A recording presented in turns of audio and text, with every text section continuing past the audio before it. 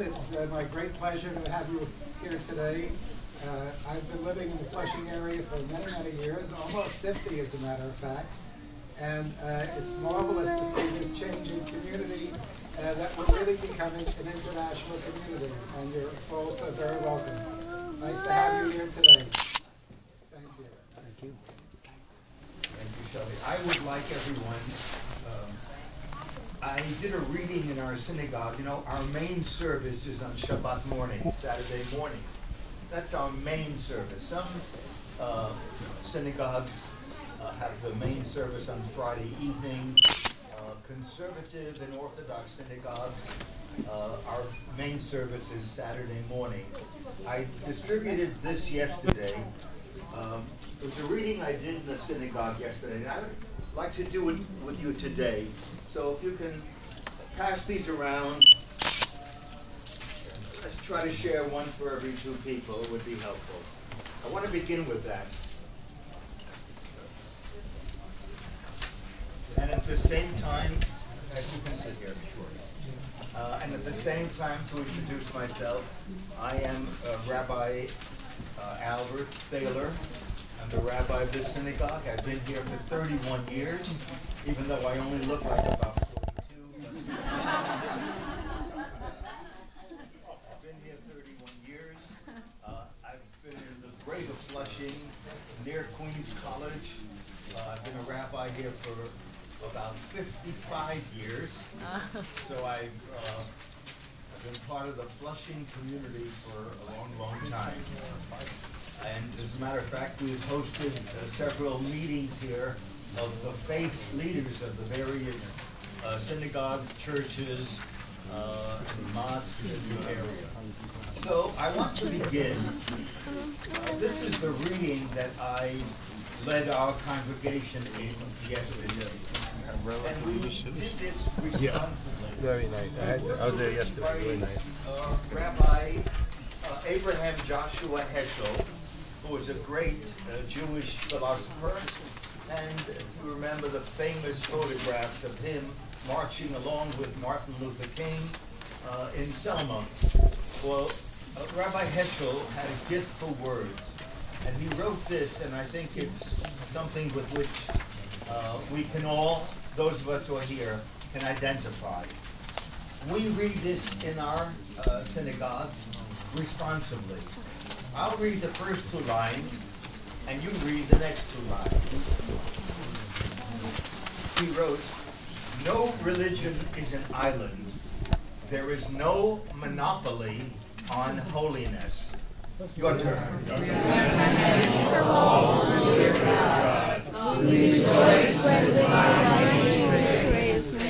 No religion is an island.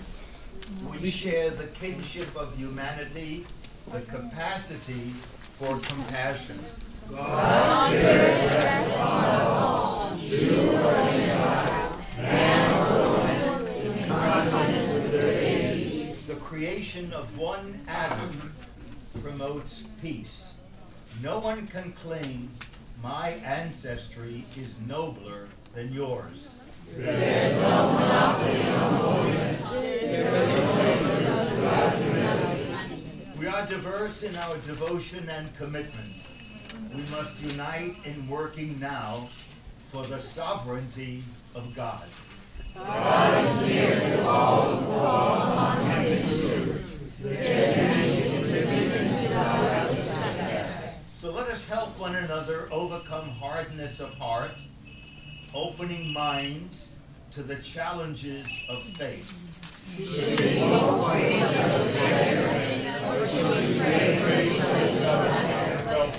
Let mutual concern replace remnants of mutual contempt as we share the precarious position of being human.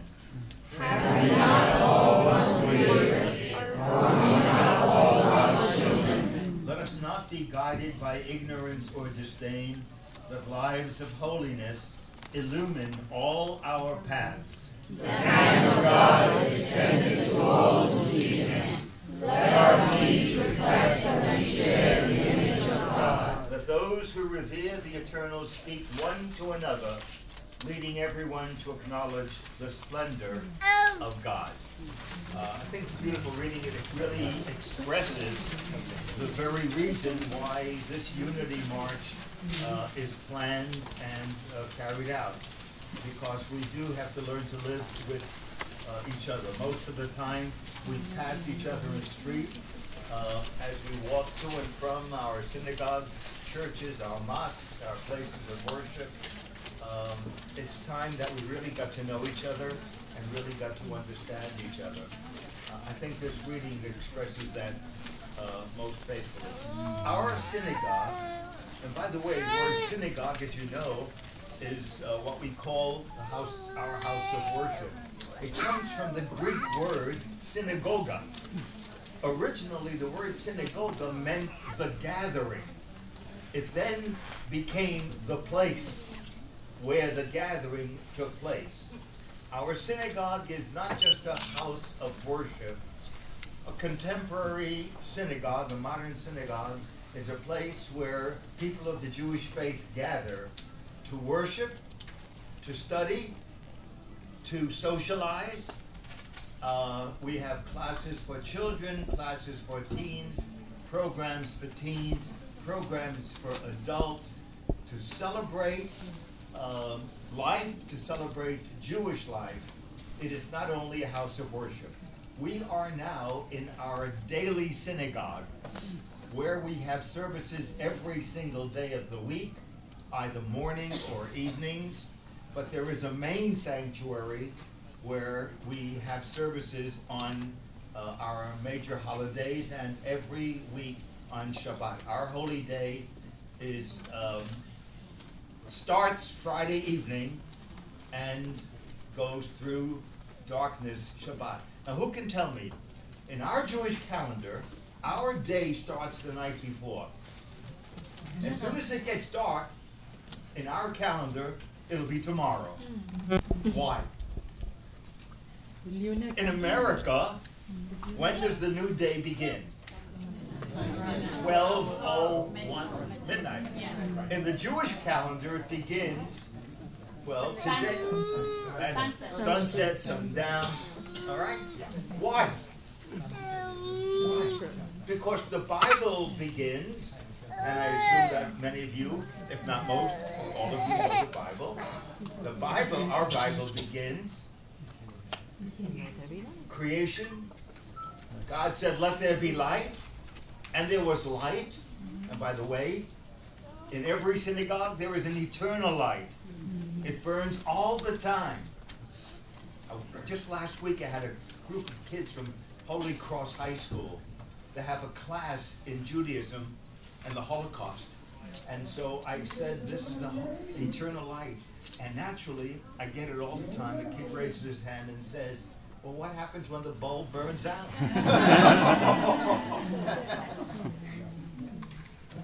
It never burns out. Of course it does. So, we change the bulb.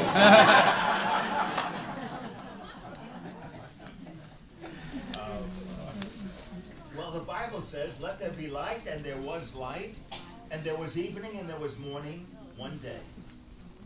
Notice, the Bible doesn't say it was evening and it was morning the first day, whereas on the second day it says second, third, fourth, but it doesn't say first day. It says there was evening and there was morning, Yom Echad, one, in Hebrew, Yom Echad, one day. So our interpreters understood that to mean, well, what makes one day? Listen carefully. Yeah. There was evening and there was morning, one day. What comes first? Evening. Ah. So therefore, when does the day start? So tomorrow is going to start in 2 hours for us in our calendar. The core of the synagogue and of Jewish life is the Torah. The word Torah very often is mistranslated as law, and that's incorrect. Thank you.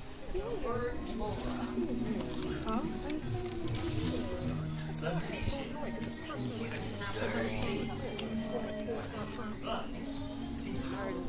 The core, the heart of Jewish life is the Torah. The Torah is a scroll made up of the 5 books.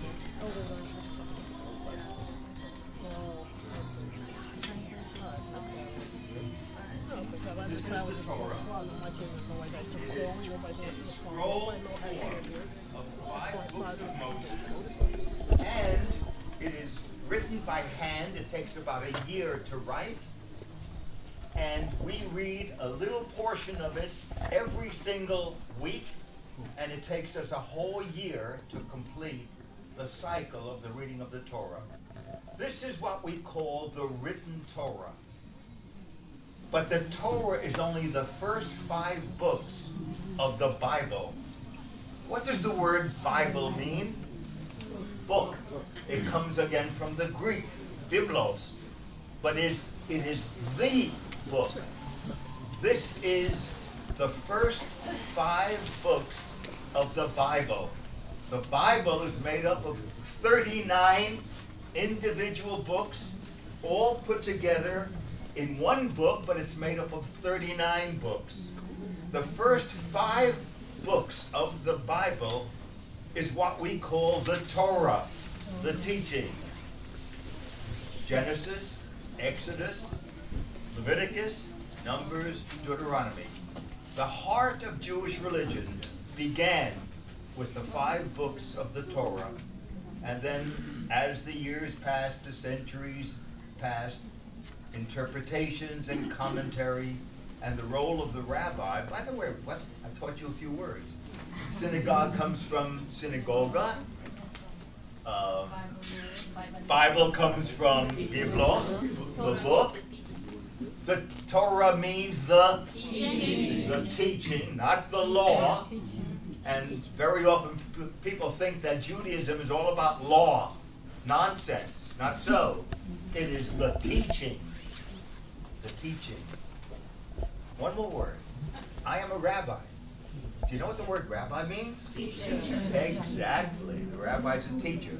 I hope I've taught you a little bit today. I know you have 10 minutes here, but I could speak for 24 hours without stopping. So on to your next stop and enjoy the day. Thank you.